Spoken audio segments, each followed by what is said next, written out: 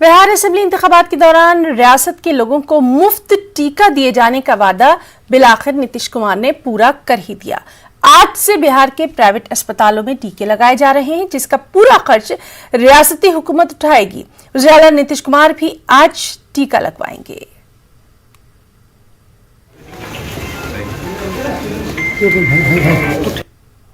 कल ही जो हम लोग बैठे थे और इसके लिए पूरी समीक्षा की हेल्थ डिपार्टमेंट के साथ,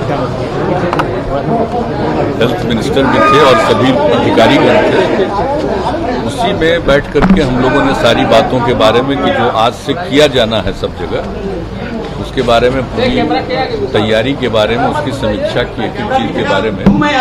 और उसी समय ये निर्णय हुआ कि कल हम लेंगे और वही तय हुआ कि IGIMS में ही हम जाकर के लेंगे।